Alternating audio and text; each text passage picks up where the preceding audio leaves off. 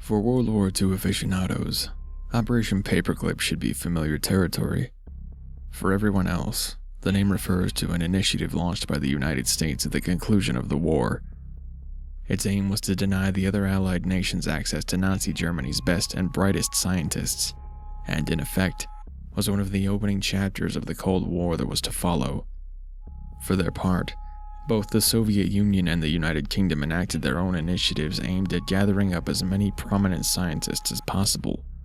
Primarily, the fields of expertise that most targets of Operation Paperclip and its contemporaries belonged to were those of rocketry and physics. In fact, perhaps the most famous bounty of the American search was Wernher von Braun, the so-called father of rocketry. With that said, experts from several other fields were sought, with even war criminals like the infamous leader of Japanese Unit 731, Shiro Ishii, offered immunity in exchange for their research. Ishii's case is far from unusual in that several prominent Nazi researchers destined for Nuremberg were also spared prosecution for their actions during the war in exchange for their expertise. One such individual named Wilhelm Strauss was apprehended in August of 1945. Operatives of the American OSS apprehended Strauss at the border whilst he was in the midst of an apparent escape from Allied-occupied Germany, presumably to enter hiding in South America like so many other Nazi fugitives. Posing as a manual laborer, Strauss was in fact a member of the Waffen-SS, specifically a captain within one of the infamous Death's Head brigades responsible for the administration of the Reich's numerous concentration camps. Strauss was not apprehended alone, however. Accompanying him were two men who apparently carried all of his belongings.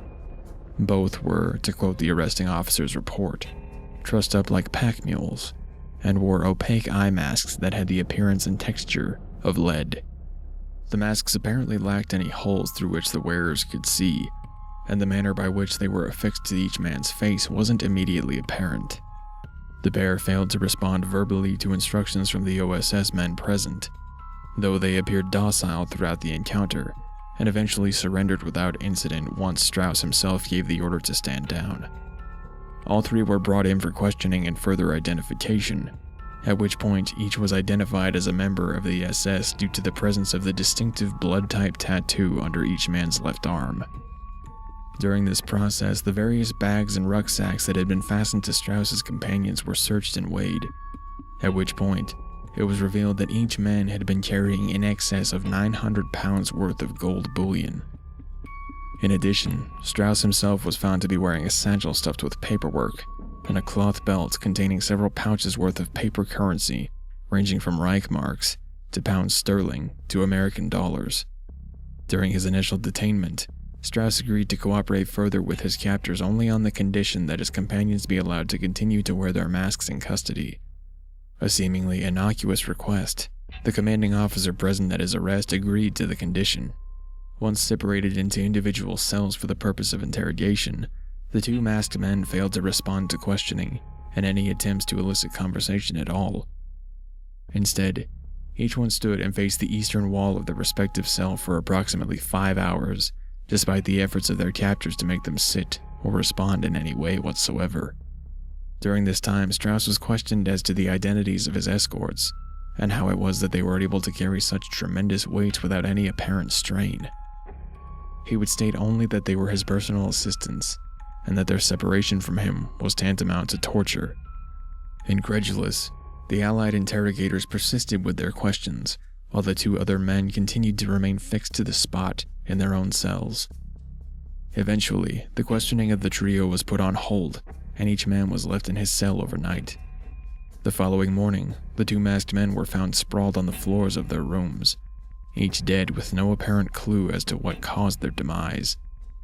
When informed of this, Strauss reacted with apathy, evading all further questions by asking his interrogators to refer to his notes. The papers found in his satchel were translated and read by the OSS commander who had apprehended Strauss. Apparently, Soon after these documents were translated and circulated amongst the OSS, an order for Strauss's transfer to a prison in the United States was signed by Douglas MacArthur.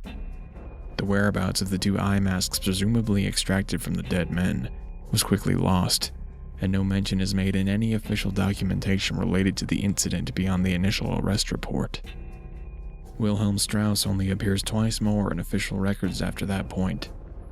Once, listed in a personnel document dated April 6, 1954, from Los Alamos Laboratory, and as a part of a passenger manifest for a USAF flight bound for Rio de Janeiro, Brazil, in August of 1966.